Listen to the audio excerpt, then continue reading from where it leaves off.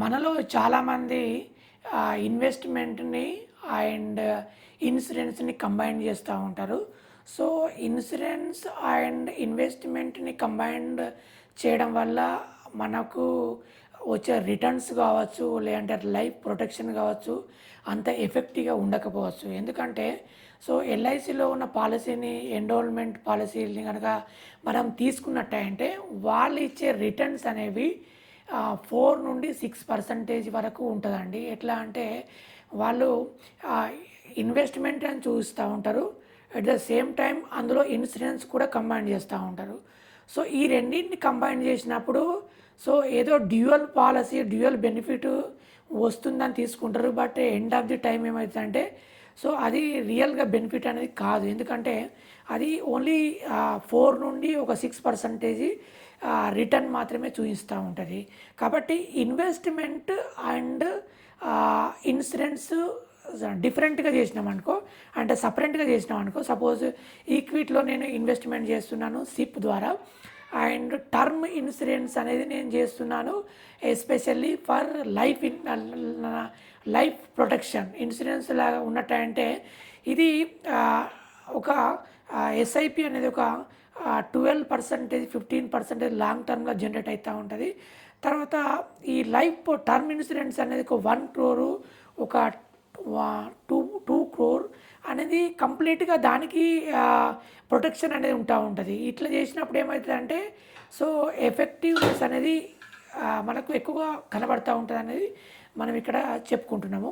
ఇంకోటి ఏంటంటే మనం ట్రెడిషనల్గా ఎల్ఐసిలో ఉన్న పాలసీస్కి ఎక్కువగా మనం హ్యాబిచ్యుయేట్ అయిపోతూ ఉంటాం. ఎట్లా అంటే నేను కూడా ఇన్వెస్ట్మెంట్ చేశాను ఎల్ఐసిలో. బట్ ఏంటంటే వాళ్ళు ఇచ్చే రిటర్న్స్ లాంగ్ టర్మ్లో లంప్సమ్ చూపిస్తారు కదా, అది ఓకే. బట్ రిటర్న్ని క్యాల్కులేషన్ చేసినప్పుడు 4-6%. నా అయితే 5.5% చూపించింది. కాబట్టి 2 years తర్వాత దాన్ని నేను సరెండర్ చేశాను. సరెండర్ చేసి ఆ సరెండర్ వాల్యూ కూడా 2,40,000 కడితే వాళ్ళు ఏమంటున్నారంటే ఒక 50,000, ఒక 40,000 మీకు వస్తుందని వాళ్ళు చెప్తున్నారు. అదే మనం ఈక్విటీలో ఇన్వెస్ట్మెంట్ చేసినప్పుడు లాంగ్ టర్మ్లో ఒక 20 years వరకు ఇన్వెస్ట్మెంట్ చేసినప్పుడు ఒక 12-15% ఏ లార్జ్ క్యాప్లో ఇన్వెస్ట్మెంట్ చేసినా కానీ వస్తూ ఉంటుంది. బట్ ఇంకోటి ఏంటంటే మనం దీంట్లో ఎప్పుడంటే అప్పుడు మనం మన ఇన్వెస్ట్మెంట్ లంప్సమ్ని మనం విత్డ్రా చేసుకోవచ్చు, లిక్విడిటీని మనం విత్డ్రా చేసుకోవచ్చు. బట్ అదే ఎల్ఐసిలో ఈ ఫెసిలిటీ అనేది ఉండదండి. మనం ఒకవేళ మధ్యలో డ్రాప్ అయినట్టు అంటే మీ సరెండర్ వాల్యూ మీరు కట్టిన అమౌంట్ వదిలేయండి, బట్ అందులో 25% అమౌంటే మీకు చేతికి వస్తూ ఉంటుంది. ఇది ఒక మేజర్ డిసడ్వాంటేజ్ అని మనం చెప్పుకోవచ్చు. కాబట్టి అది ఏంటంటే చాలా టైం కిందట ఎల్ఐసి ఇన్వెస్ట్మెంట్ చేశారు. బట్ ఇప్పుడు అందరు ఈక్విటీ వైపుగా మొగ్గు చూపుతూ ఉన్నారు. ఈక్విటీలో ఈవెన్ డెట్లో కూడా మనకు 7-8-9% తీసుకురావడానికి అవకాశాలు ఉంటుంది.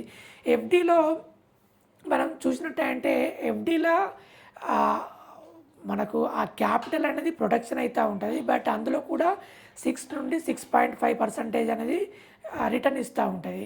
బట్ ఇంకోటి ఏంటంటే దాంట్లో ట్యాక్స్ అనేది ఎవ్రీ ఇయర్ మనం ట్యాక్స్ అనేది కట్ అవుతూ ఉంటుంది. బట్ అదే ఈక్విటీలో మనం ఇన్వెస్ట్మెంట్ చేసినప్పుడు ఆ ట్యాక్స్ అనేది tax on redemption not like FD లాగా ఉండదండి.